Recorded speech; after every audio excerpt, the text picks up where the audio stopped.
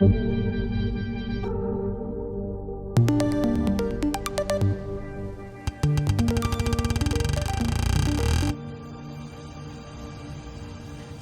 Bengali is a very beautiful language.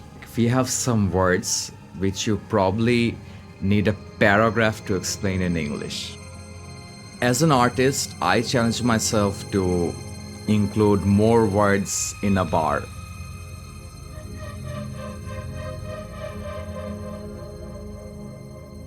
The actual rebels are imprisoned. Whatever life throws at you, you have two options. Either you complain about it or you deal with it. Rest in peace, Grandma, but she probably would have answered it as well. Long take.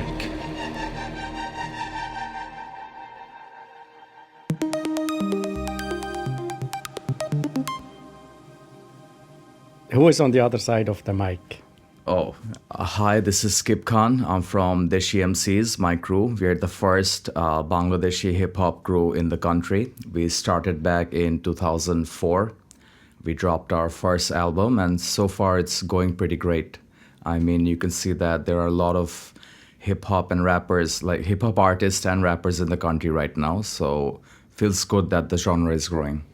Great. We will talk about this situation of today, but let's first go back. We are already sitting in your home studio, and we were discussing a lot of things, which is always sometimes not good for an interview. True. But anyway, I was talking about that I'm working on an album and release it as singles, and you wanted to say something about that. Like me growing up, like we are three brothers. I'm the youngest. So my brothers had a huge musical influence on me. I mean, whatever music they were listening, automatically I became a fan of that. So like I grew up seeing them buying cassettes and CDs, right? And like back in those days, buying a cassette or a CD was more than music. It had the lyrics, it had some posters. I mean, it was not just a music album. It was a story of the artist or the band, something we could connect to. But nowadays, I don't know whether it's good or bad. I mean, they say that attention span for kids are 6 seconds now. So unfortunately, I think albums are not the right way to go now. I just released an album and I found out. Singles, like releasing singles, I think that's the way to go.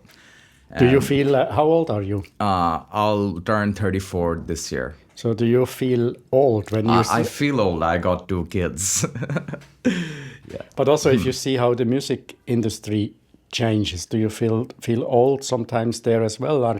Or even do you think that for a certain generation it might become more difficult to really be on the edge there or stay on the edge?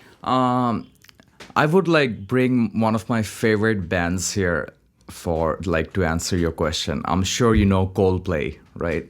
So I've been following this band like since they started probably, or when I start listening to English music. So I've noticed how over the years they have changed their music and they're incorporating more digital sounds, like turning away from the traditional instrument-based music. They're featuring with Chainsmokers and like probably they featured with BTS too recently. So see, they adapted to the new music. So that's I think that should be the way to go because like when I was young, my parents or seniors, they used to like not like the music we were doing. They would be like, what is this garbage, right? Nowadays, we feel the same way about the songs which are coming on. What is this garbage? I mean, my son, who's 5 years old, when he's 50 years old, he would probably say to his kid that back in the day we had hardcore musicians like Justin Bieber and all that. So you get the idea. So yeah.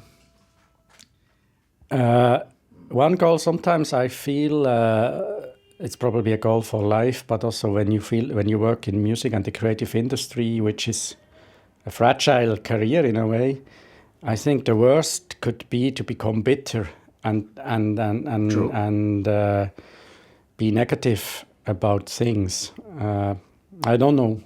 Do you have a comment on that thought? No, I mean, that's not only for music. I mean, it goes for life as well. I mean, whatever life throws at you, you have two options. Either you complain about it or you deal with it, right? So if I apply the same thing in music, the music industry is changing every day. Uh, Gone are the days of a musician practicing for decades and mastering his craft. And nowadays we have bedroom producers producing like songs such as Old Town Road with Nas and what's his name, the other guy, Miley Cyrus's father, Ray Cyrus, or I forgot his name. So he's a bedroom producer, and he made that song probably in half an hour or something. So the technology is changing, so we must adapt to it. I mean, that's the only way to go forward. I mean, if typewriters didn't adapt to the keyboard, we wouldn't have any typing, right? So, yeah. Can we go back a little bit? How did you start? When was it when your parents started getting annoyed by this noise? So it's actually a very interesting story. So as I was saying, I was hugely influenced by whatever my brothers were listening, right? So mostly they used to listen to like rock and heavy metal, and both English and Bengali. I mean, my dad and mom, they were huge like music listeners. They love listening to music. So I would say like from that, I got to listen to English music in the likes of, remember Ricky Martin had this song called Maria, like Un, dos, tres back in the days. So that was a huge hit in the country, right? And like my brothers used to listen to Iron Maiden, Michael Jackson, like Metallica. So one day I discovered a song. It was called Gangster Paradise by this rapper called Coolio. It was a soundtrack for a movie. So I was like, wow, the beat's pretty good. All right. And slowly after that, I discovered two bands that would change my life forever. One is Limp Bizkit, the other is Linkin Park. So what I liked about like these two bands is basically the heaviness and the rebel in the music. I mean, it was a fusion. They were rapping, or it was rock. Like it was a new thing for us, right? So through Limp Bizkit, it's a long story. Please bear with me, right? No worries. So no worries. Through Limp Bizkit, We have the good thing is we don't have cassettes anymore. When we're at the end about it, we could record. I don't know how many hours here. all good, all good. So The through longest interview I ever did how in my long? life How long? was with Charbel Haber, a musician in Beirut, like All right. 4 hours. Whoa. But that was by far the longest. I mean, by far. Maybe the next one is 2 hours. I don't know. Anyway, we don't maybe need to go too far. All good, all good. But we'll see, we'll see. But So, you have time for your story. As I was saying, the vocal of Limp Bizkit is called Fred Durst, and Fred Durst had a song with Eminem before Eminem blew up, right? So when I heard that song, I was like, hey, this guy is not saying the right words. What is he saying, and how is he allowed to say that? And I was like, it was my teenage time, so the rebel was in me. So I kind of liked Eminem a lot, and that started the journey. So Eminem got me to Tupac, so that's where I started researching on hip hop and rap music on 12 kbps internet speed, which was like super slow. Each song would take at least 30 to 40 minutes to download. So from that, I discovered the love for hip hop and rap. At the same time, I remember telling you about my grandma. My grandma was a poet.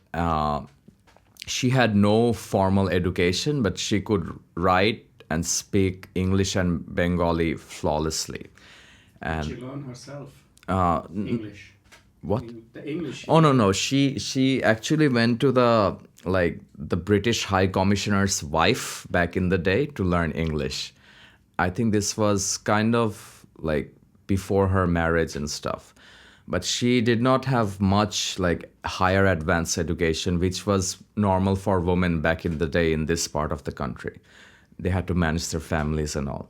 So my grandma is a poet and writer. She won a lot of awards in the country as well. Her name was Zaman Ara. So one day she comes and gives us a book. This poetry book is dedicated to all the cousins we have. Like we are 10 cousins all together on my mom's side. So there was a poem about like every one of us or someone was involved. So there was this one poem about me. I'll start in Bangla and then I'll translate. It was Shotti Sakib Tomar Moton Nei to Kono Doshi. So my real name is Sakib. So it's like Sakib, there is no evil guy or troublemaker like you. দুধের চেয়েও তোমার মুখে chocolate lozenge মিষ্টি. You prefer chocolate more than and candies more than milk. করোনার বায়না chocolate lozenges খায় না দাঁত হবে যে কষ্ট দাঁতের ব্যথায় কাঁদলে তুমি আম্মু দাঁত হবে যে নষ্ট দাঁতের ব্যথায় কাঁদলে তুমি আম্মু পাবে কষ্ট আচ্ছা so that rhymed. So the story is like I used to have a lot of candy back in the day and I had problems with my teeth. So I used to like frequently go to the dentist and like my mom would feel sad if I do that. So that was the whole poetry about. So that got me like, hey, she is making a poetry about something that is real and happening and I could relate big time. Eminem is doing the same thing, but in English. So that kind of got me like inspired to do rap and hip hop. So then me along with some other of my school friends, we like got along, we made this crew. It was called 313. 313 is basically the crew in the movie of 8 Mile made by Eminem. His crew was called 313. So big time wannabe here. Coffee. Yeah, exactly. So we used to jam. We had this Discman. We had this beat. We used to jam like every day. And then like slowly I discovered MC Shack and Explosive. And then we formed our crew, the Deshi MCs. And we released our first... we are actually the first rap and hip-hop crew to release an album in the country. There was, back in the 80s, I guess, another crew, but they didn't continue like after 2-3 years, I guess. What was their name? Ashraf and Charu Babu. After our interview is done, I'll give you the links and you can hear some of their songs. So if I talk about like my journey, so that's basically the summary. Stoic Bliss, I should mention, was the first Bangladeshi crew based in New York to release an album here, which paved the way for us to like spread our stuff all throughout the country. And our first album was much more like based on like it was the first Bangladeshi gangster rap album. So we had like our contents was mostly based on the streets and what was happening in real life. So that's like the journey in short. Do you remember some of the first lyrics that you wrote, the first rhymes? The first rap I actually wrote was an angry letter to my dad because he forgot what my age was or something. It was a pretty funny reason. So I wrote like Dear Dad and something and I tore it up later. But I remember the first lyrics. Not like the exactly first song, but the few of the first, I think I do. I might spit after this is done. Yeah, or try now. In Bangla? Mm-hmm. দেখ ছেলেটা pan কত নিচে পড়ছে Converse পরে cigarette টানে জোরছে গা ভরা perfume মাথা ভরা জেল চুল সব খাড়া পকেটে ব্র্যান্ড নিউ সেল ব্যাগি জিন্সের সাথে সোল ড্যান্স শার্ট আছে গার্লফ্রেন্ড দুইটা তাও করে ফ্লার্ট কোনো চিন্তা নাই মানি ব্যাগ ভরা নোট বাপ সাধারণ সম্পাদক রাজনৈতিক জোট প্রেমীয় অ্যালিয়ন যখন লাগে যেইটা গুলশান গ্যালেবার করে লাল সেলিকা এক পাশে জেনিফার পিছনে সামিয়া একজনের পৃথিবী একজনের দুনিয়া দুইজনই যান গাড়ি মারে টান গুলশান ক্লাবে লাল পানি করে পান বমি করে বরবাদ করে দিল রাত এইটাকে বলে ভাই বড়লোকি part I don't know how much of that you understood, but yeah. Wannabe, girlfriend. Flirt. So what was it about? So this song described a typical youth or, typical situation for a youth in Bangladesh or Dhaka city. So I start the rap by saying, look, this kid is wearing his pants so down. One of the first complaints against rapper. He's wearing a Converse and he's wearing a shirt by Soul Dance. So Soul Dance was a company back in the day who was like pretty famous for having designer shirts and stuff. His body is filled with perfume and his hair has hair gel. Gapora perfume. All his hairs are spiked up, so I'm describing him. And his pocket has his brand new cell phone. And he has one girl beside him and another girl in the back. He has two girlfriends, but still he's flirting. Whenever he feels like he just goes to the club in his red Celica and he just drinks up. And if it bothers him too much, he throws out whenever he wants. And he doesn't worry about money because his father is a political member, so it's all good. So I think this is the translation of the song. Does it speak a lot about the reputation rappers, young teenagers that started rapping would have in society? Yeah. Something like that. Also, the name of this song was called New Age. So I actually made 3 versions of this song based on like the 2005 era, then the 2010 era, and the last one was released in 2020. So that has, how the world is divided over binary and non-binary. So it has some elements of that as well.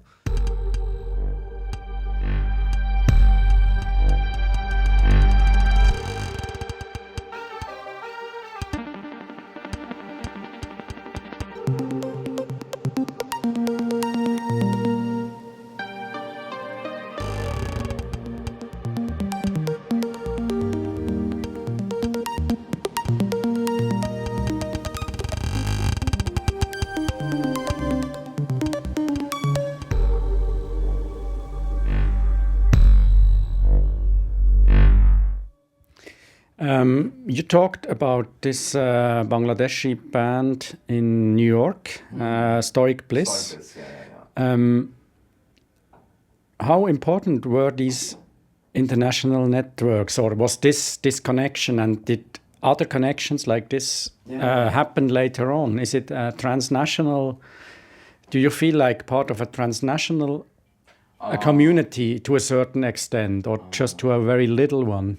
Now let me go a bit deep on that question, right? So back when the rock music started, like a lot of people didn't accept it. They were like, this is devil's music. This is not our culture, right? But the musician, they carried on, and now we have like sold out concerts in the stadium. But the thing with rap and hip hop is the mainstream acceptability is still very less compared to other genres that those are successful in the country, right? Stoic Bliss helped us, helped the industry in a way that, see, this was like an album from New York. So automatically, people were like, all right, it's a New York thing. These guys are Bangladeshi, but it's a New York thing. So that basically made the people accept it, because they were like, all right, we know America has rap and hip hop, So these are Bangladeshi kids in America. They're trying rap and hip hop, and it's catchy. So that kind of helped pave the way for the music to reach a bit of a mass audience.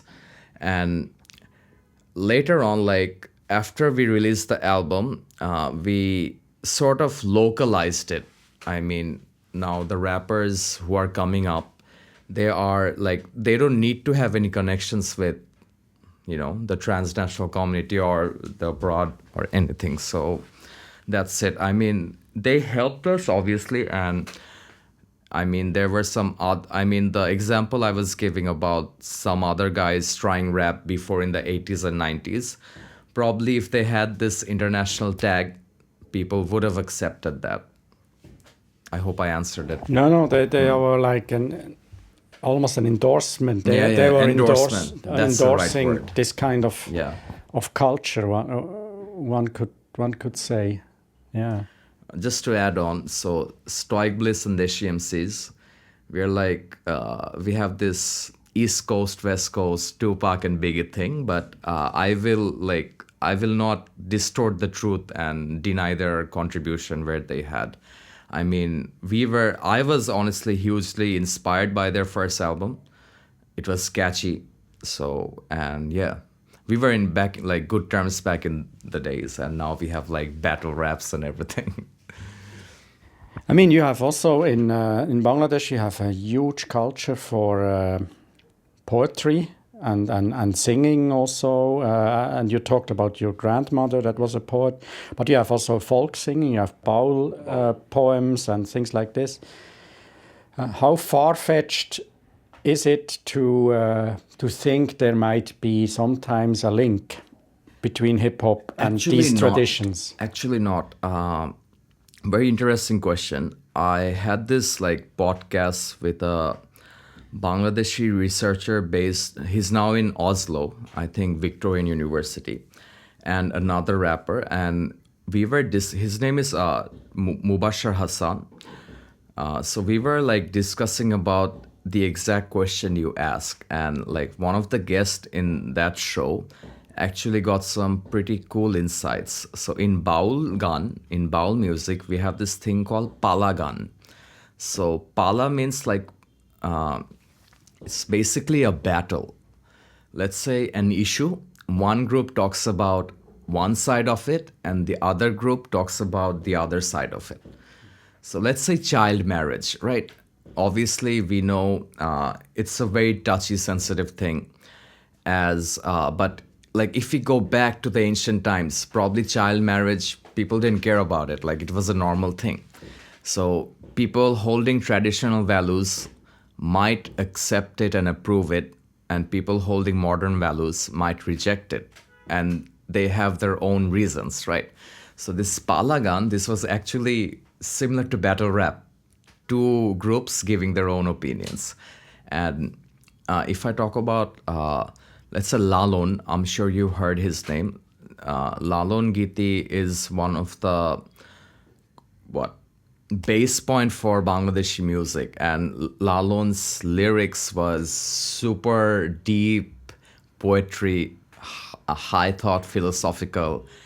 It's not only about love, it's about life, it's about living your life, it's about finding peace, spirituality. And so I think lyrically there is a connection. I mean, the more metaphorical and descriptive a rapper gets, the more listeners, or the better he is, we say, right? So I think on that note, we have this, I mean, the Lalon culture helped us actually, the Baul culture, because it's all about getting the word in an entertaining way to the audience so that they accept it. Can we go a bit more into that? Your criteria for good rap or good hip hop.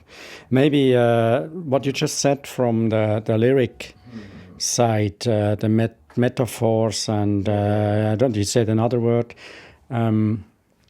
What are for your criteria for strong and good lyrics? I'm sure there's a variety of possibilities, but still, maybe you can. I mean, try to put it in words. All right.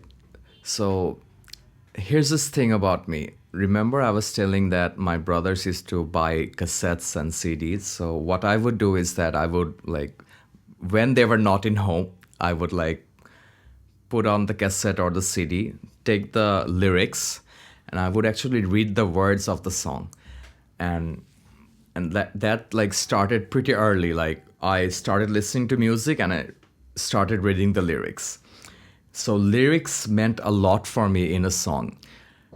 As an artist, I challenged myself to, let's say, include more words in a bar to give a metaphorical description of something in a very twisted way, to include punchlines and multis and alliteration, trying to use words starting with the same letter in one line. I mean, like I research and sometimes I check dictionary to find meanings and I look for words. So as an artist, probably, I challenge myself to reach that.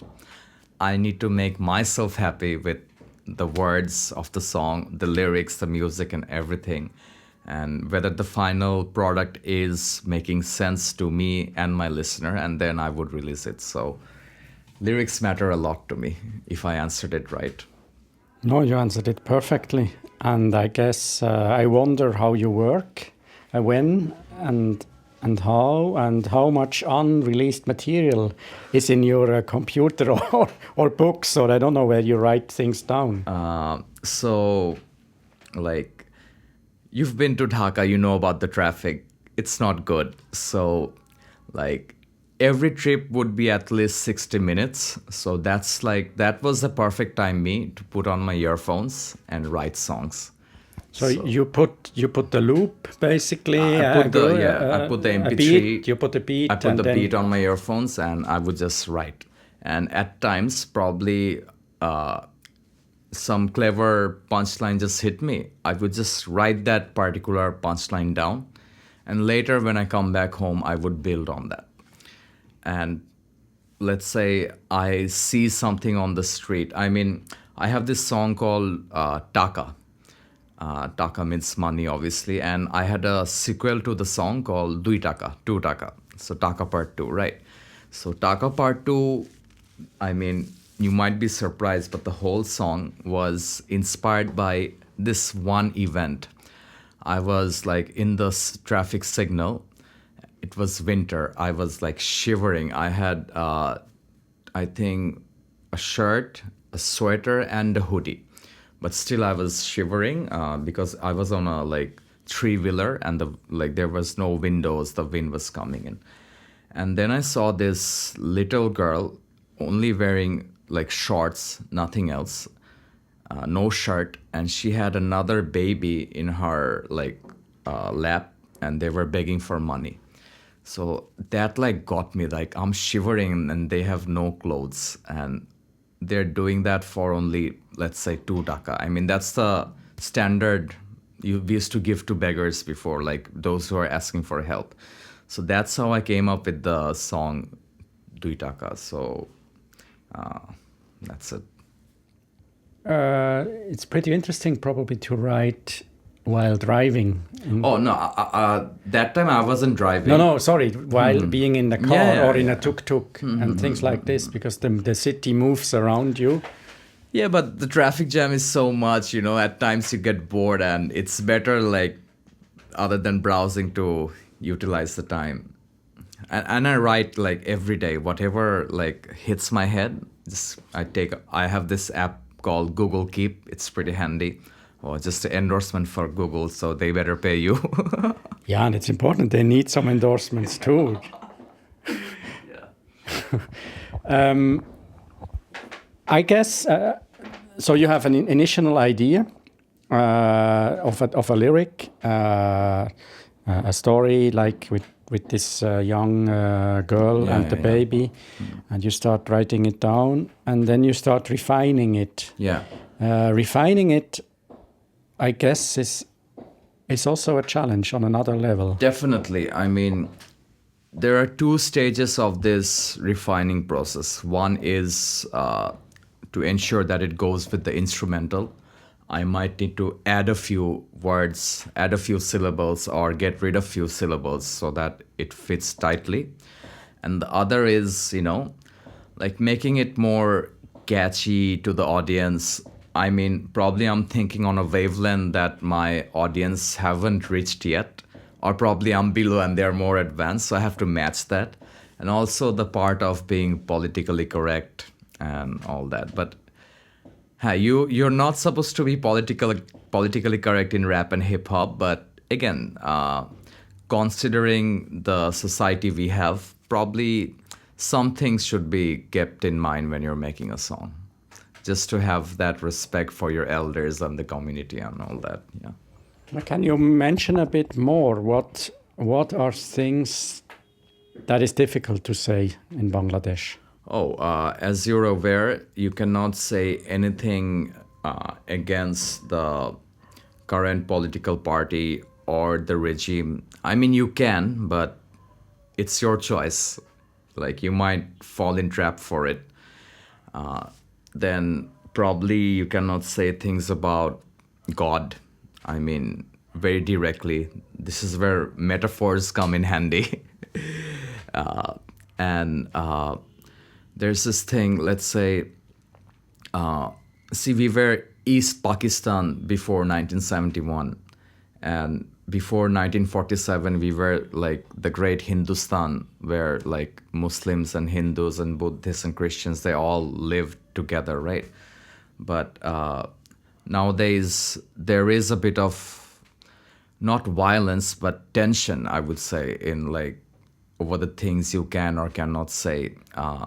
If I say something which offends the majority of the, religious group here, that would like be offensive to them. And obviously I don't want to do that. Not like from the fear of getting hurt, just from the notion of offending them.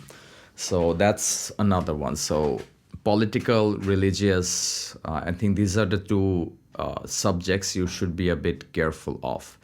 And like, if I talk about American hip hop or even the American media and movie in general, like the F word is a very like common word now. I mean, even the kids know it. Sometimes in YouTube, they don't even censor it or beep it, right? But we have this issue of like using slangs or this type of words. Like some of the people, they don't take it nicely. Maybe they're slanging, like using those slangs in their real life when they're having a fight. But probably their wokeness doesn't allow, that's not wokeness, their civic attitude doesn't allow this words to be in the song. I mean, I'll just give an example. There's this very, very popular series. It's a web series. It's called Bachelor Point. It's basically targeted at the mass youth of the country. So obviously the youth, when they're hanging out, they're using some bad words like FU and stuff like that. So one of this episode, basically one guy calls, can I use bad words here? You can use any words I want. Yes. All right. So in a very funny way, this character called another character son of a prostitute. In a very funny way, jokingly. And this became a national issue. This, like, the news picked up on it. They were like, yes, back in 1990s, we were having some good civic, intellectual series, and now look at where the culture is. And the other group is like, hey, this culture is actually an expression of what society is. It's not actually what we're making up or something false. No. So either you accept it or you reject it. You just ignore it. Don't criticize it. So there's two sides of the stories, and yeah, I hope I answered your question. Yeah, but it's again, there's many interesting points there. I mean, I worked a bit in Nairobi in Kenya, and there's like an underground movement. It's also a lot with rap and lyrics, but also then a bit more electronics, like Gengeton it's called. All right. And they are mostly from poor neighborhoods, the rappers. In Egypt, you have a similar thing with Maharaganat. And the elites would always say, like, that's really tasteless kind of things. They would look down on it. They look down on it. Yeah. They think these words that they're using, it's really bad for the country. And they, when you interview them, they say, yeah, but we are trying to talk about reality around us. We are not, it's not that we are completely these persons that we look like in the video. We are portraying a culture here. So, and while you're never interested in us, usually you don't care about us. And now that we are successful, you start blaming us. And I found that quite an interesting point. Yeah, it is. It is actually. I mean, the funny thing is, like, the same time the web series came out, another movie came out, which is called Hawa. The whole movie was about a fisherman's life and like a spiritual incident regarding the fisherman's life. So that, you know, the fishermen, like, they use some slangs when they're talking, and it's not, they don't see it as a slang. They see it as a normal thing, right? So see, that movie like had all the appreciation by the intellectuals and the civic society and all that, but they really went hard against this web series, probably because you know, the reason you said, which goes perfectly with Ethiopia and Nigeria. Yeah. So going back to the point, politics and religion is something you try to avoid here.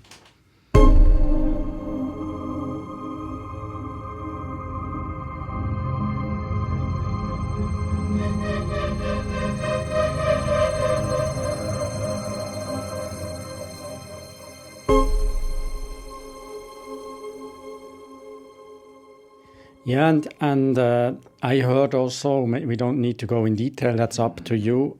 I heard also that there is this issue that actually someone can blame you for something, and it can become dangerous for you. Yes. There were people that were in prison. You don't need to answer. I don't know how sensitive it is. We can also cut it out. But yeah, I really want to answer it. I mean, rest in peace, grandma, but she probably would have answered it as well. See, we have this Digital Security Act, which is a law in a very gray area, right? Let's say you say something about someone and I don't like it. That someone doesn't need to even know it. I can like have you arrested or maybe file a case for you. So wherever there is a, like, you know, there is a ruler, there has to be an opposition. And that's how the world balances, right? But over here, any alternate voice, anything that is, let's say, against the mainstream, those are shut down pretty fast. And again, we always try to blame the government, but not all the time the government is like doing it. Maybe some guy who's like not even part of the government, but wants to be like in a political party to impress his boss or someone, maybe he's doing this thing. He's just going to a police station, paying someone, and having a journalist arrested. We had a journalist who died in like captivity, I think last year, and like thousands of arrests has been made simply because of, again, these are not like cuss words. These are only articles or maybe cartoons, like political satire. So people got arrested for that. Even this person, oh, a funny story, right? So this very famous journalist, he gave this Facebook status, "Dear someone," he forgot to put a comma. "Dear X, our area is being vandalized by someone crazy." He wrote it in Bangla. So just because he forgot to put a comma, it sounded like the person X is making the area crazy. So he was arrested, and he's a senior journalist. It was in news, and I think he spent 15 days in jail. So that's a draconian law. That's a slap to the face of like freedom of speech, and I think it's restricting a lot of like good quality art, music, and a lot of things.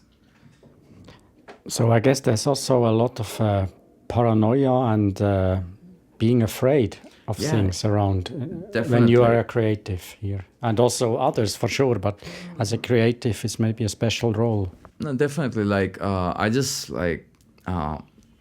as I was telling you, I made a song about forced disappearances because I feel it's a very horrible thing. I mean, if someone like takes me and like puts me into jail, I know that I'm in jail. My family knows that this guy did something wrong and he's in jail. But for someone to take someone without like capture him or kidnap him forcibly, and there's no trace, and like the police are clueless, you're seeing CCTV footage, but the police are saying that no, it's all false. I mean, like I have this line, like I don't know whether I'm alive or whether I'm dead or where am I. So that's the paranoia, right? So yeah. And sorry, what was the question again? Let me yeah, that I guess impacts the creative process. It creates paranoia. It creates being afraid. I mean, the suspicion, maybe. Coming back to my song. So I was supposed to release the song on International Dream Day, September 25th, probably. So the idea was this song on forced disappearances, I would release on International Dream Day.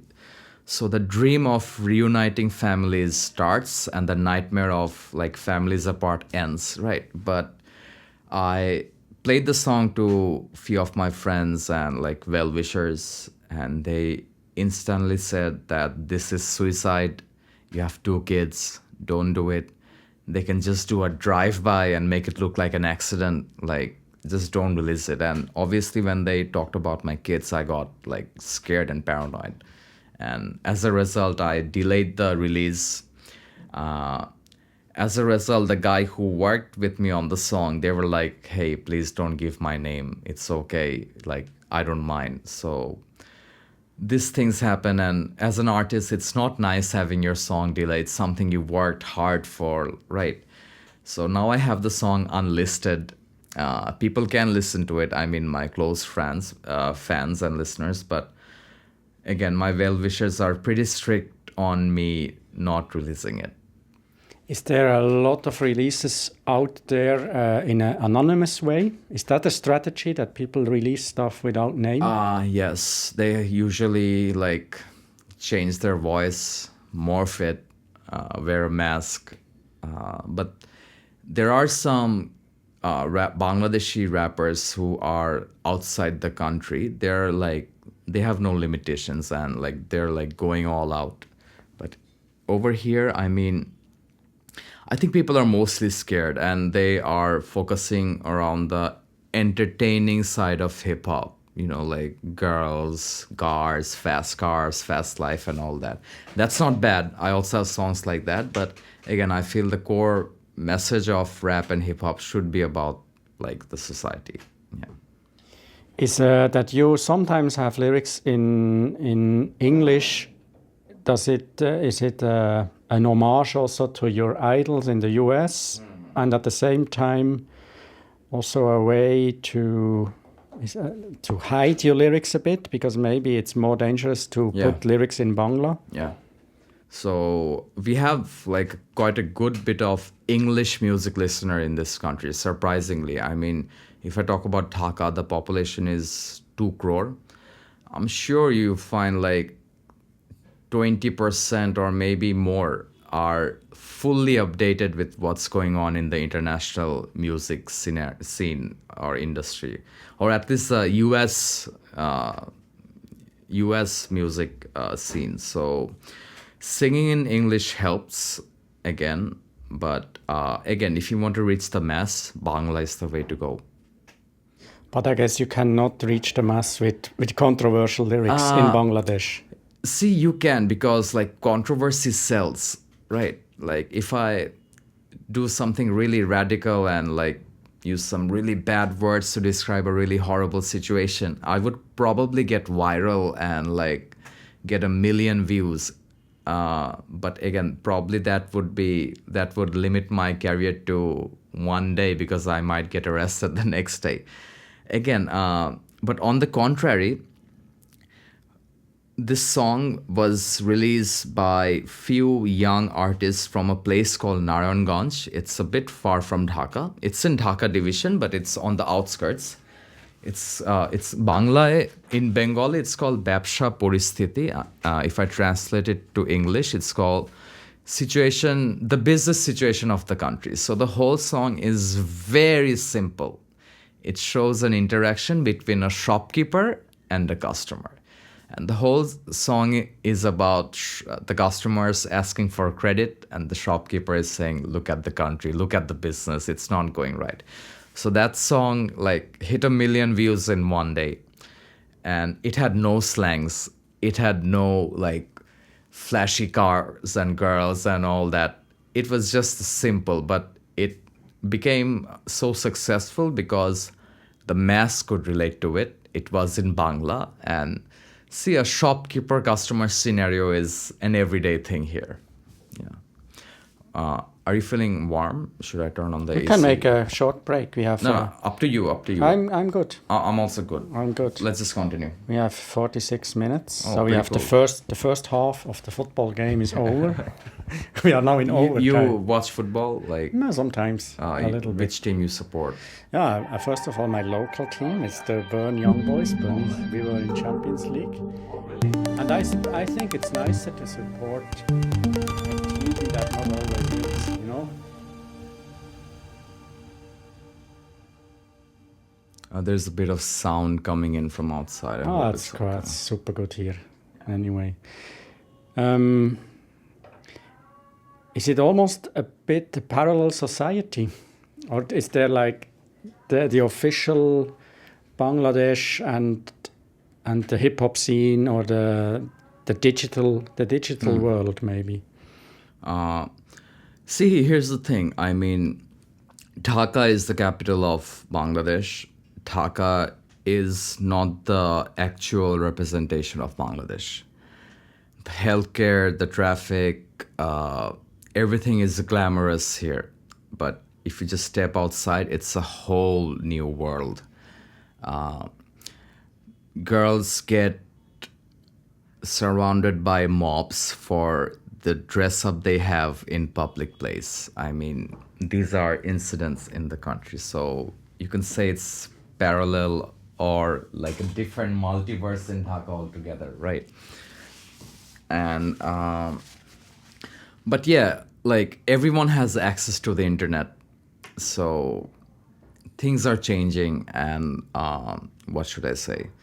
I mean, people are becoming more adaptive, more open, and the more like, I think this is one of the positive side of internet and social media, that it makes you a bit more open. But again, depending on who's using it, it can also be used to make people more closed. And we are having some economical crisis. So I think that has also a lot to do with the music scene, because investment and sponsorship, these things are going down, and like events are like frequency of events are decreasing. I mean, we had COVID, everything was closed, there were no concerts. So things are back now because the lockdowns are over.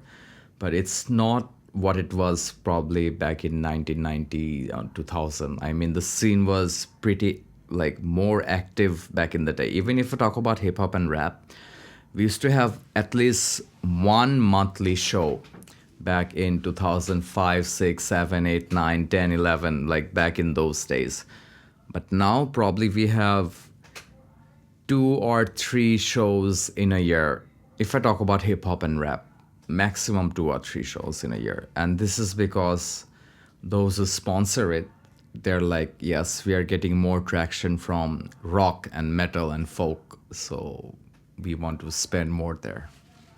So it's still pretty underground, It's at least still pretty- within the country, but maybe not online. Online, it has a reach. Oh yeah, you were talking about the digital. I think the hip hop industry in Bangladesh is living on the digital sphere. I mean, rappers, they put out their songs on social media like YouTube and Spotify. I think that is basically the what is fueling the hip hop industry right now. It's this like the reaction, the reviews, and everything. It's happening online, and yeah, the digital space is actually fueling the rap game in the country.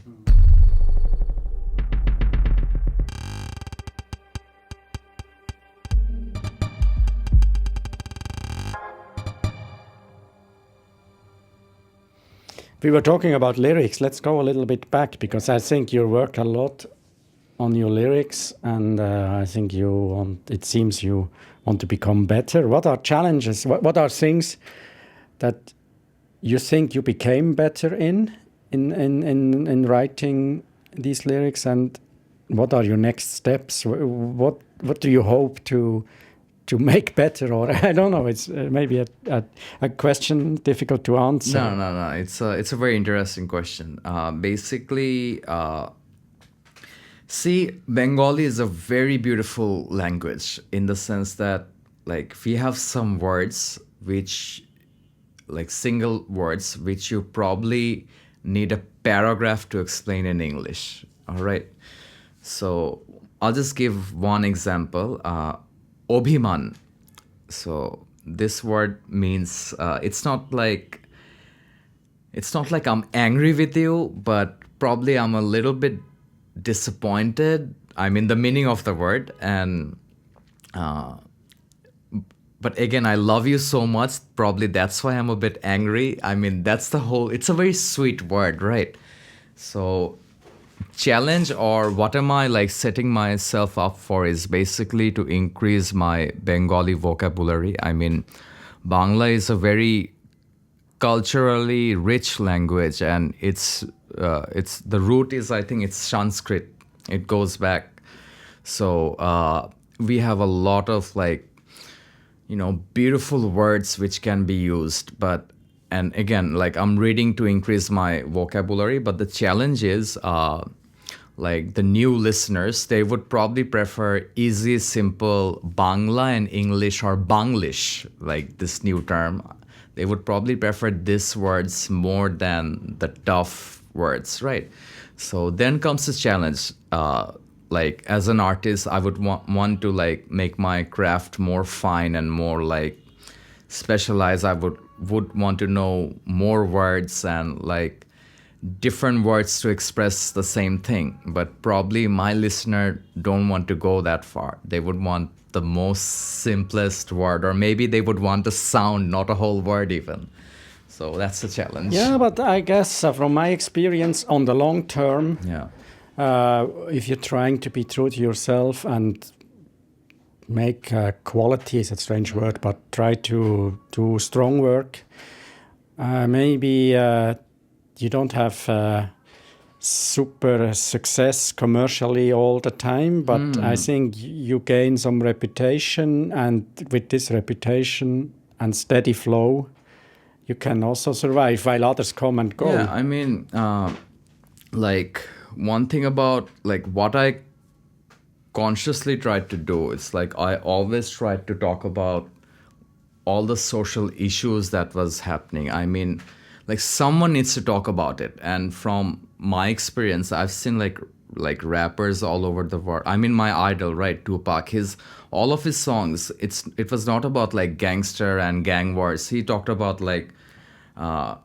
he had this song called Keep Your Head Up. I think that was for women, like, how the African American women were like not treated nicely, and like they were even treated badly by their own kind, the males. So I think Keep Your Head Up was a song that addressed that. And he talked about like the white on black and the black on black violence. He had a song called The Changes. He had a song called Dear Mama that was like all about his mom, right? So yeah, I think so. It's really about life and about the life. Mixed emotions and fear and challenges and hopes, dreams, visions. Let's say like few of my younger brothers and like people around me, they were getting carried away on substance abuse and stuff. Like I was seeing it in front of my own eyes. So I wrote a song called Keno Nile Pot. Why did you take this path? So this whole song, it has three verses. The first verse is actually about my journey to cigarettes. How I was like clean till class 7, but from grade 8 I got into cigarette. And when my mom used to complain that, hey, your t-shirt stinks of tobacco, I used to say, hey, don't you see everyone around the street is smoking? It's not me. So probably I lied to my parents. So the song progresses, I mean, from cigarettes to harder substance and like fights and violence and stuff.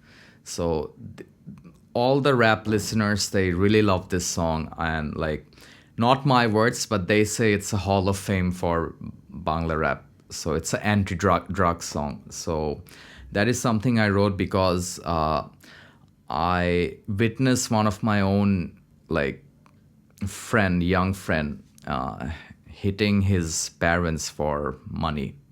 It happened in front of my eyes and I couldn't take it. Then I have this another song. It's called Bagher Bacha. Can you spit a few lines from this other song? Sure. All right. This song is called Keno Nile. Maybe don't go too close because it's... This song is called Keno Nile Pot. It's from the album Katatare Bera and it features Sakib Rahman. So I'll just spit the first verse. Play group থেকে grade 7 ভালোভাবে কাটলো বন্ধুর পাল্লায় cigarette ধরলো ধোয়া বের হতো with every নিঃশ্বাস আড্ডায় খেতে খেতে হয়ে গেল অভ্যাস এখন ছাড়তেও পারে না পারলেও ছাড়ে না অকালের মৃত্যু হয় তাও সে মানে না দরকারে বাপের পকেট মায়ের পার্স দোকানি বাকি রেখে মিটিয়েছ থার্স্ট মেট্রিক ও লেভেলস মাথা ভরা টেনশন সারাদিনে লেগে যেত এক প্যাক বেনসন মা যখন বলতো গায়ে কেন গন্ধ চিল্লিয়ে বলতে মা তুমি অন্ধ রাস্তায় হোটেলে কোচিংয়ে দোকানে বিড়ি সিগারেট সবাই খায় সবখানে মিথ্যের আশ্রয় আর কতদিন মনে হবে একদিন তরুণ ছিল রঙিন. So the last line, মিথ্যের আশ্রয় আর কতদিন. This means like how many more years will you like stay under the cover of lies? মনে হবে একদিন তরুণ ছিল রঙিন. You will remember one day that the youth was colorful. So, you know, like substance taking away the color from our life. So this was one. Another song I did, it was called Bagher Bacha, Son of a Tiger. So, you know, like Bangladesh and India jointly holds the largest mangrove forest in the world. And this forest has saved us from countless of hurricanes and typhoons and like the southern side of the country. It's like a gift from God, right? But I don't know for good or for bad, our administration wanted to make a nuclear power plant just few kilometers, 20 kilometers from the mangrove forest. And the worst thing is like, all right, you're probably making a good power plant with all the safety standards, but you know, there will be a community based around it. Supplies would come in, roads need to be made, people would want to live near the factory, and that would destroy the ecosystem of the forest, right? And probably, you know, in next 50 or 100 years, we will not be there, but our kids, our future generation, they might not get the same protection from the regular hurricanes or cyclones we have. So I made a song on that. It's called Bagher Bacha. So again, people might not be interested to listen about a forest getting a nuclear power plant. So my whole idea was to talk about this great ruler we had in this part of the world. His name was Akbar. He was called Akbar. Akbar was a king. So Akbar used to drive his enemies in the Sundarban forest so that the tigers would come and eat them.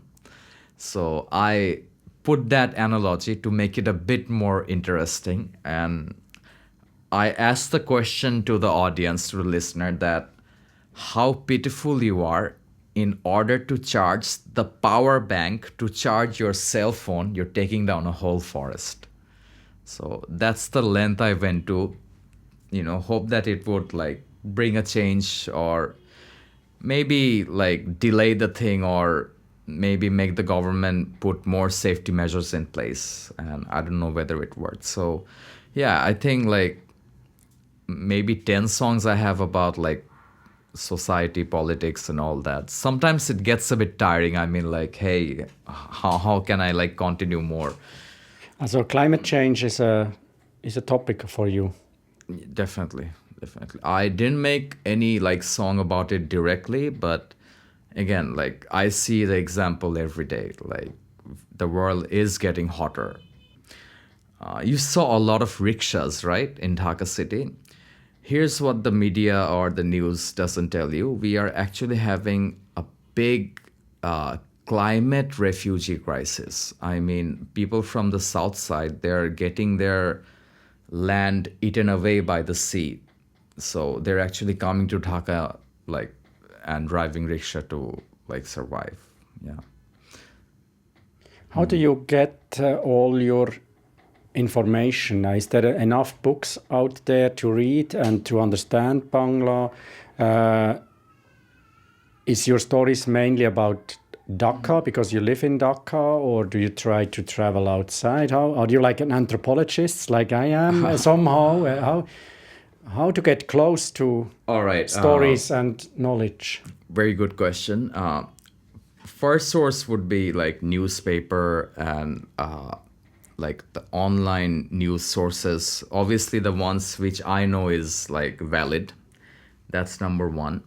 Second is my own personal experience, and I used to work in one of the biggest FMCG, fast moving consumer goods company in the country, and I was posted all over the country. For out of the 5 or 6 years in that company, I think I was outside Dhaka for 4 years. And I was in trade marketing and distribution, so I had to work with local distributor who had like sales representatives. So these are like the poorest kids from that neighborhood going from shop to shop selling the product. So I had a really close up like experience of how their lives were. And again, Dhaka is not the actual picture that we see. At least in terms of healthcare, excuse my word, but it's fucked up outside. You really cannot imagine the state of healthcare outside the country. Just a small example, I had a market visit in the most southern part of the country. It's called Bagherhat. It's probably the last district of the country, like southwise. So the heat was terrible. I got heat stroke. I mean, I fell ill, so I went to the hospital. The guy who was the local territory manager took me to the hospital. So when I went there, there were at least 200 people, and my guy bribed the staff so that I get priority and the doctor sees me first. So as a patient, I appreciated that, but as a human being, it really felt bad that these poor people with kids and elders who are having to look at me, someone from the capital who just has a bit of money, get privileged service. So again, that really felt bad. Yeah.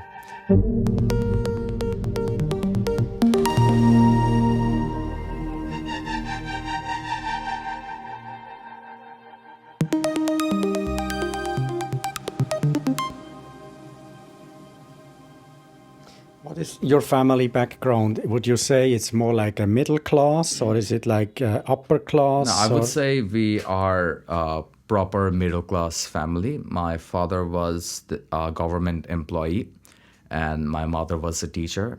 And like both of them were super music listeners. They supported. My mom also studied music. So financially, I would describe ourselves as a middle class family. I mean, we had our ups and downs.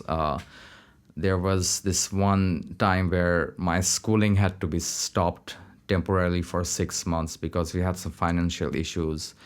And yeah, but we made it through. And just want to add one thing. I would like to like contribute or owe everything of my upbringing to my mom, like starting from music to sports to my like dress up and everything. She was the one who was always there. That was there as well, but like my mom did a great job like at bringing us up. We had a lot of like crisis, but I remember she used to save as much as $50 every day, and like to make it into a large amount at the end of the month. And like all our birthdays she would make us feel special. We know that we probably don't have the affordability for some things, but she would not let us understand. Yeah. What is the role of women in Bangladesh? Oh my god. Again, so if I talk about the Hindu community, they see their like they call their goddess Ma, right? So they have this connection with mother being the ultimate goddess. If I talk about the if I forget about religion, if I talk about just the family in Dhaka, a woman is actually what? Like it's more than, I mean, see, I'm having the word, like having the right words is tough. All right, let me tell you what a woman does. A woman manages the household. We might think that that's like a very easy job, but trust me, it's not. Starting from what food should be on the table, how the house should look like. This is number one. I've seen my mom working and raising us, so I never doubt the, you know, what, the capability of a woman. People say men and women are equal, but I would say female or women have much more better mental capacity than us men. All right. Women in Bangladesh, they are superheroes because of all the social stigmas in place. Some are upfront, but some are invisible, but still they continue to break the barrier. So after my mom comes my wife, working for the past 11 years in the same company, doing great, managing 2 kids, and supporting me and my music. She has always been super supportive when it came to my music. So I would say women in Bangladesh, it's like a thankless role. They do so many things, but again, the social stigma wants to like keep them down. Our backbone of our economy is basically the ready-made garments that is driven by women workers. Basically, another source of foreign currency income is export of tea, which is mostly influenced by female workers.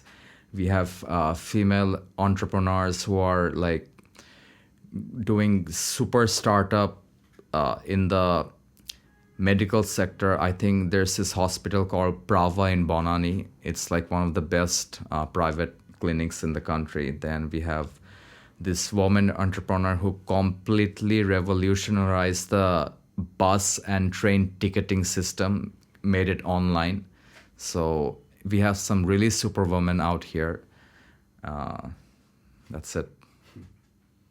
I think I give a very broad answer. No, that's perfect. And if a woman tries to become an artist, for example, a rapper, is it possible? Is there examples? There is example, yes. All right. It is possible now. In Dhaka, it is possible. I actually know 2 female rappers in the country. One, I think, left it. She was from Cox's Bazar. The second, her name is Tuku. She will be basically giving her exams, which is equivalent to A levels, advanced levels, like high school. And yeah, she is probably the best example of like women coming into hip hop and music. Again, there are not much of women who are doing hip hop. And I really don't see any blockages, at least in Dhaka, for women to do hip hop and rap. And again, probably like there are more women on, let's say, the influencer and the beauty vlog in those department, but we have some women in the music industry as well. And just one popular name, that is Tuku. I have a song with her. I mean, funny thing is, we actually made a song on women empowerment. I wrote the lyrics and she rapped. I'll give you the link. So the man wrote the lyrics on the woman No, empowerment. because I'm known for a lyricist, and she basically gave her input as well. It was a joint effort. But yeah, I get the joke.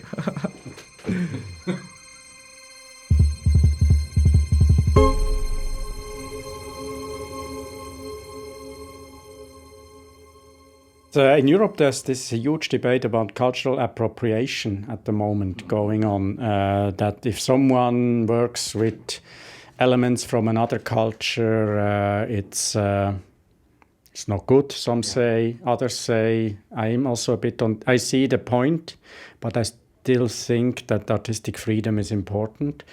And here in Dhaka or in Bangladesh, I haven't traveled outside too much, but I think there's this huge gap also between really the elite, the middle class, and the super poor. So I guess to travel between these different circles might be sometimes a challenge or might have connotations. Can you explain a bit? For example, is it important that you are from middle class and not super rich, high class? Does it make a difference, you think? It does. It does, because, like, see, part of me, like, being from a middle income family and residing in a middle class neighborhood, I, like, got to see, like, from both the worlds. I mean, I have friends who are selling tea at the tea stores, and I have friends who are probably owners of a tea brand, right?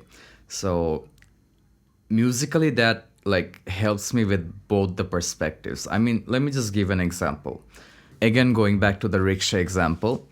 So rickshaw is a very slow vehicle. It's non-motorized. It slows the traffic down, right? The best upper class argument would be to get rid of rickshaws altogether so that traffic becomes faster. It's a valid argument. So now let's come to the socio-economic factor of it. There are at least 50 lakh rickshaw, if not 20 lakh, like 0.2 million rickshaws in the Dhaka city. What happens to these people if you get rid of it, right? So probably being from the middle class is what makes me more open to the various conflicts that exist between the classes or the arguments. And again, it allows me to like have, like putting myself on both the person's shoes. So yeah. And I mean, there is no right or wrong answer to these issues, right? So I think as the word suggests, the middle class always try to stay in the middle ground and tries to balance. But you're absolutely right on the gap thing. The gap is increasing a lot. And this can be translated into like, let's say what movies are being shown in the cinema halls. Probably if you have a movie that only appeals to the upper income group, people would talk about it, but the cinema hall might not be able to generate revenue. Rather, if you bring in a super commercial, funny film full of like action over, but it's like not probably to the upper class, more of a middle and lower middle, probably it would make much more sense for the movie theater in terms of revenue. Yeah. Is there, from your perspective and the hip hop people that you know, is there a link, for example, to the international scene here, for example, to international arts councils, maybe to embassies? Because I know from the folk rock kind of world that there is connections, and sometimes embassies and councils, arts council can help it a lot. Is it with hip hop the same, or are you a bit more into a popular music world beside it? I think so far the U.S. embassy and the German embassy, they have like invested a lot of time, effort, and money on both hip hop, rock, and metal, these genres. 2 or 3 months ago, we had this huge workshop on hip hop by the US Embassy. I think they have this forum called Yes or something. I forgot the name. It's basically, it's this African American cultural thing. So their whole objective was they brought in famous DJs, rappers, beatboxers, and they had this workshop for 7 days where all the local rappers, beatboxers, breakdancers, they went, they rapped, their skills were tested, they learned new techniques, they were put into groups, and they had this final performance. And the ambassador, probably the US ambassador, came in as the main guest. So see, these things help because no local organization would do the same thing with hip hop. We had Bangla rap song in Netflix, like part of the background score. So things are happening. And also, like, few of the musicians who are residing abroad, they're also ensuring that there are some collaborations with like international names, not only artists but labels as well, with Bangladeshi artists. So things are happening, but a bit slowly. And few of the things I mentioned about some Bangladeshi rappers staying abroad, a lot of like news agencies have picked up on their work, that they're like saying stuff against the oppression by few people. So they have been in the focus too, in the limelight. International media can sometimes, if they don't research well, they focus on the loudest person that is most present in the internet, or I don't know. And it can feel from a local position sometimes a bit unjust, or even can hurt. I don't know.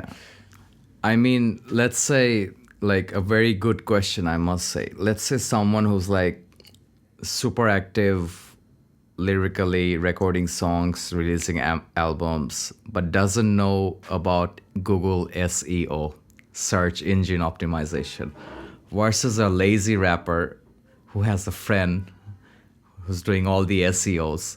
So let's say you come in and you search rappers in Bangladesh. I would feel bad that someone else's name might come first. But yes, this thing matter, right?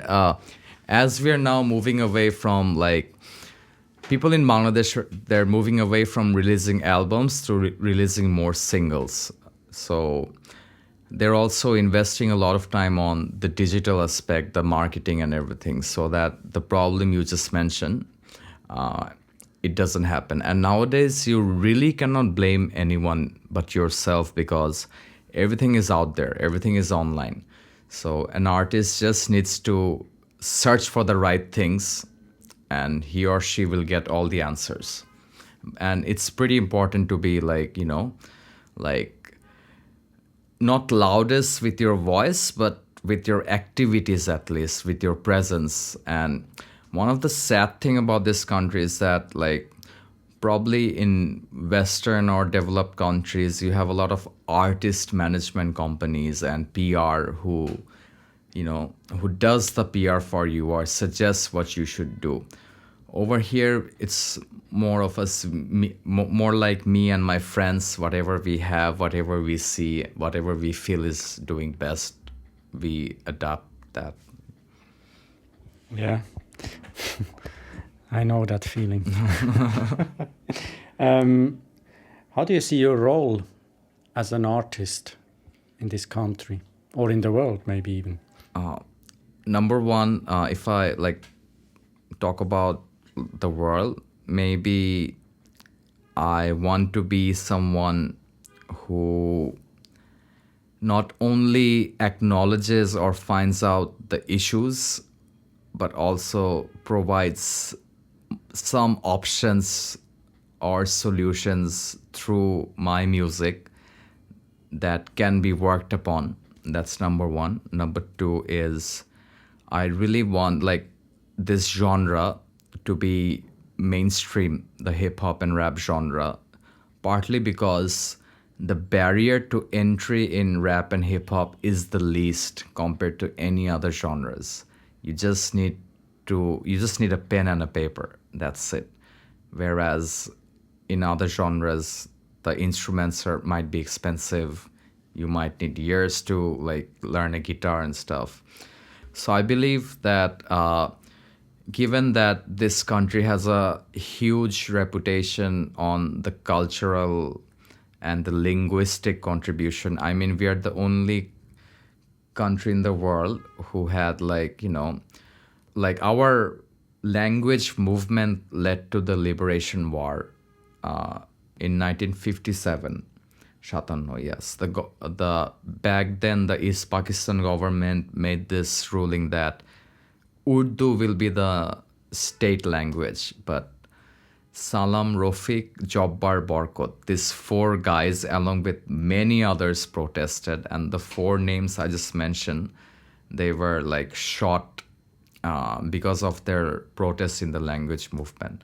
So I think this is enough for us to, like move ahead with the language and everything. Well, I also have a song, the song you listen to. So that song has this line called like Salam, Rafiq, Jabbar, Barkot, these four guys who are the language heroes. So they didn't sit back, so why should I?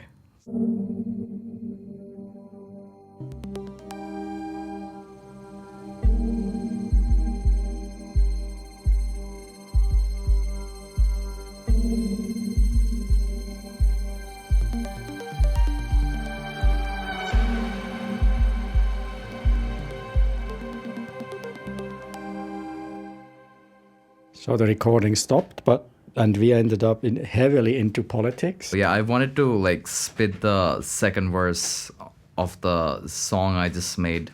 So should I go for it? Yes, please. All right. This song is called Gum. Gum is translated to forced disappearances. The song was softly released on September 25th on International Dream Day, with the hope that it would start the dream of reuniting families who were taken away from each other forcibly. So the verse goes like this. I'm doomed, not getting out anytime soon. Worse than prison and gloomy, worse like Shagor and Rooney. Ay, they don't wanna talk about it. I don't wanna fuck with them honestly, but this powerful verses are gift and curse and will be part of history. I don't wanna poke my nose, but nose rule knew no rules. And Salam, Rafiq, Jabbar, Barkot, Bahanno, Ekattor, Shiksi, school. I was school to fight back. It's school just not to. Take a sip of the lean and a puff of the green and rap what you want to. Listen, I'm preaching. Bitches be bitchin'. Intellectuals sniffing. Rappers biffin'. Rock stars riffing. Rebels in prison. Silence and defeated. Rest of you be seated. I'm actually interested in the last lines. Intellectuals sniffing, rockers. What was the rockers? So what does it mean? Why these words? Can you explain with these last 5-6 lines? Okay. If you allow me, I would just like to explain the whole verse because it has some story in it. Perfect. So it starts by saying, I'm doomed, not getting out anytime soon. Worse than prison and gloomy. Worse like Shagor and Rooney. So this Shagor and Rooney are actually two slain journalists back in, I think, 2009, who were murdered brutally, like chopped up into pieces for some news they did about the energy sector of the country and the corruption associated by it. And it's a sensational case. It hasn't been solved in the past 10 more years, and there has been more than 400 to 500 times a date has been changed for the court hearings. So it's messed up. So the next line is, they don't want to talk about it. I don't want to F with them honestly. But these powerful verses are gift and curse and will be part of history. So, as you know, you can understand like the gift I have. I don't know whether it's a gift. This will be a part of history if I like make it into a song. It will be written and recorded. So maybe even after 500 years, people will read upon it and they will know the history. All right. I don't want to poke my nose, but Nozrul knew no rules. So our national poet is called Qazi Nozrul Islam. He was known as a rebel poet, Bidrohi Kobi. Bidrohi means rebel. So I don't want to talk about it.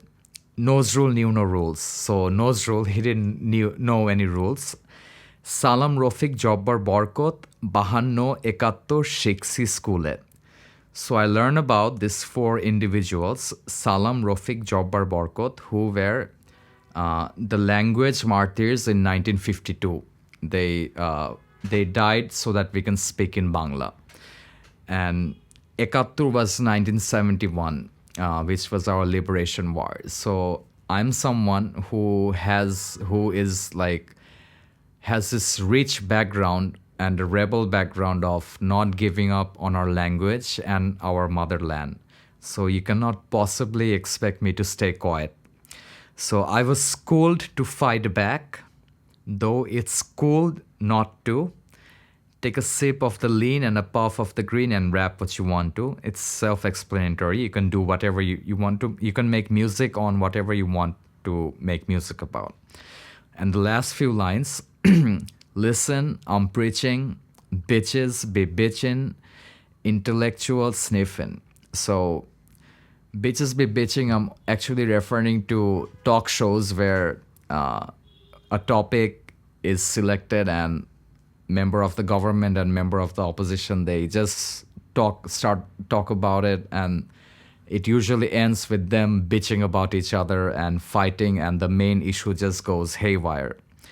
Intellectual sniffing. So I think the intellectuals are just high off all the posh things that they're having, including their Netflix and Spotify, and not actually caring about the freedom of speech and other freedom that is being affected in the country. Rappers beefing, rock stars riffing. So it's a very simple explanation. Rappers are having fight amongst themselves. Rock stars are just busy with their riff, with their music.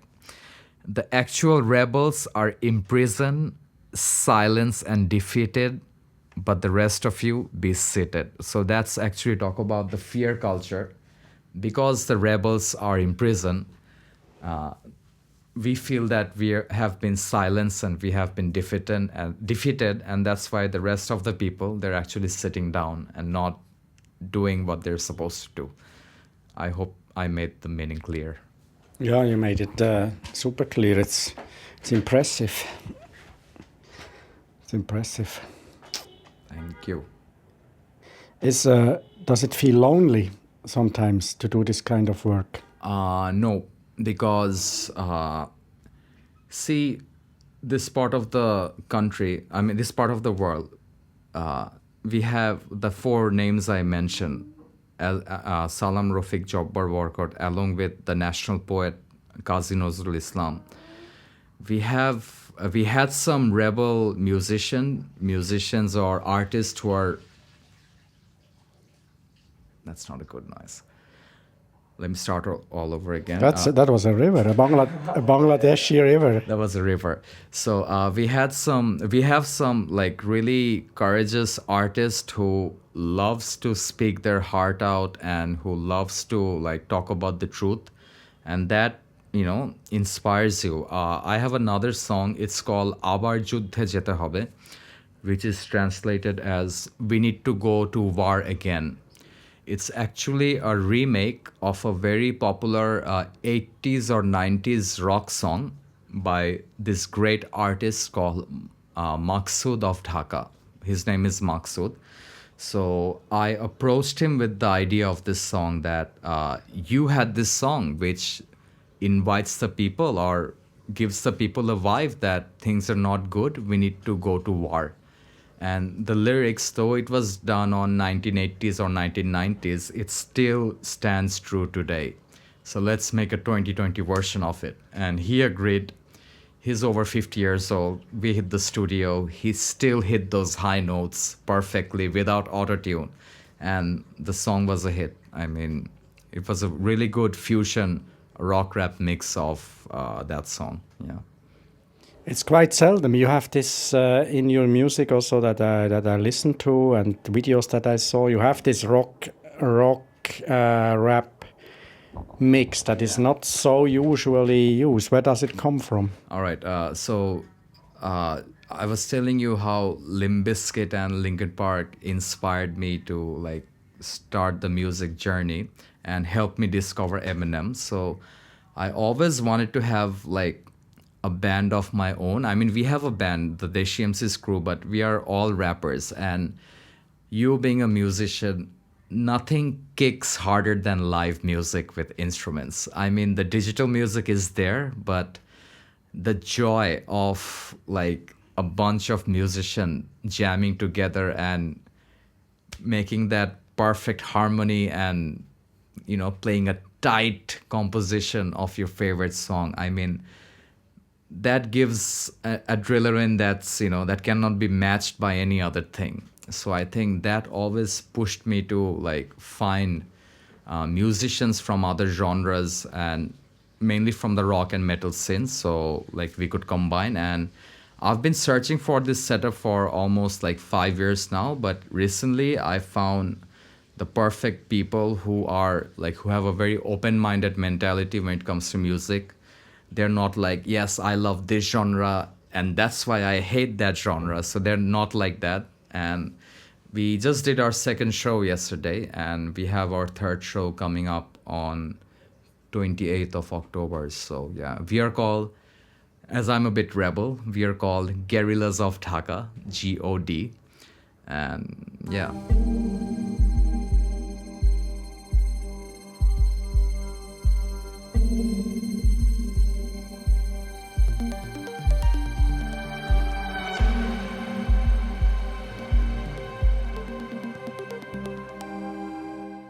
What is your hope for the future of Bangladesh? We have the flag here, and next to your favorite artists. Yeah. If I want to talk about the hopes and dreams, I want the poorest villager of my country to have access to a decent healthcare, not the best, not like world class, but at least a clean and decent healthcare. So that's a dream I see. And in terms of that's the humane part or the vision that I have.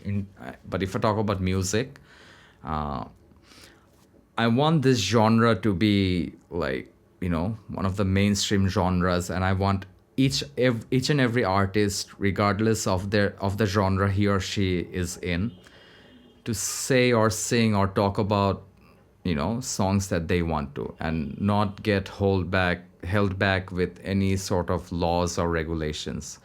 Yes, obviously being respectful and not being like demeaning to other comes in. I mean, I don't want hate speech, and I think there's a clear education needs to be done in terms of educating the country's people in terms of what is freedom of speech and what is hate speech. I think we are very far away from that.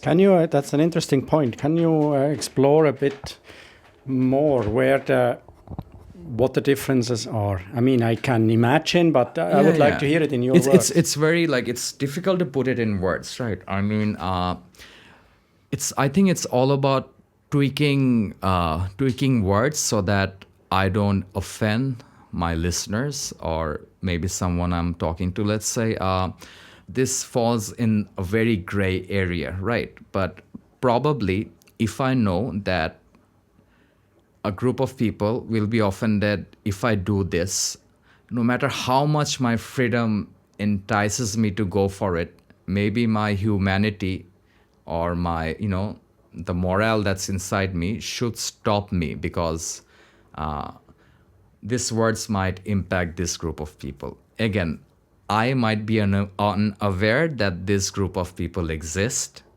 but we are in like technologically wise, we're in such a world, on such an age right now, that you might say something sitting in a cave somewhere and like in your phone, and this will be circulated to the whole world. So I think applying your judgment in terms of what topic you're talking about can help you. I mean, like, even the most developed countries in the world are having problem in defining what is hate speech and what is freedom of speech. And at times, I think silence is one of the best options. And I guess that's also where metaphors come in, Yeah. where also maybe comes in how direct you say something or how Yeah. polite you sound. True. On the other side, there is something like self-censorship. That's maybe an extreme, and the other is the metaphor. I don't know, but Metaphors always help. Like, if I want to convey a message to my, let's say this line that I had, intellectual sniffing, right? So this is metaphorically, this can mean so many things. I mean, it can mean they're sniffing coke, or maybe they're like they're sniffing something that is keeping them away from seeing the real things. Like, that's it. And yeah, again, using metaphors and punchlines and clever lyrics might, your audience might be able to recognize it and understand it. But when you're trying to reach a direct and wider audience, it's always wiser to go like my man Tupac here and just say it out, whatever you want to say. do you also test your lyrics, for example, with your wife or with your mother or with your friends, yes. and what they understand and where they feel Yes. someone gets offended, or how do you deal with that? My wife is the biggest guinea pig for that. I mean, like, whenever I write something before recording, I just like send it to her on WhatsApp or maybe rap in front of her, and I take her feedback. And after recording, I do the same. Oh, we're having the river again. All right.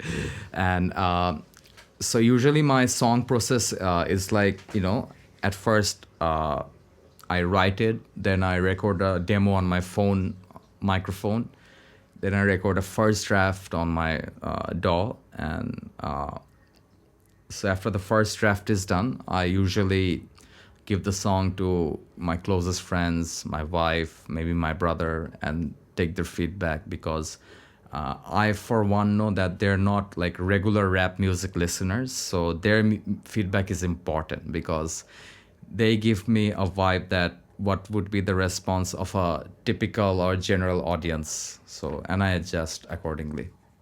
Does it hurt sometimes, the feedback?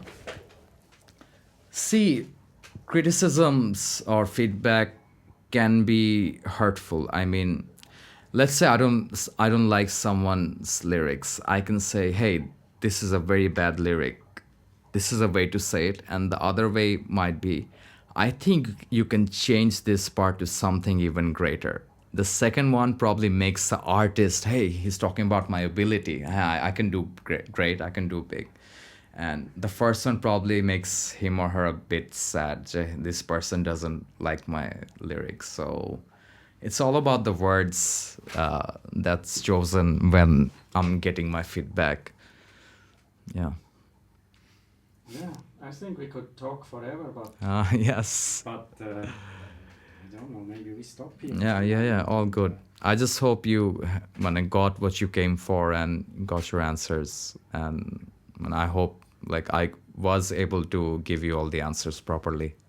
Yes, it was a very inspiring talk, and there's also things I'll think about personally, and about creativity and what to say, how to say things. Yeah. Which maybe we in Europe are sometimes not as trained, And what a certain sentence means to certain people. Yeah. It's important topics in a digital world. Okay. All right. Thanks so much for your time as well. Thank you so much. The machine is warm, hot even. Bye.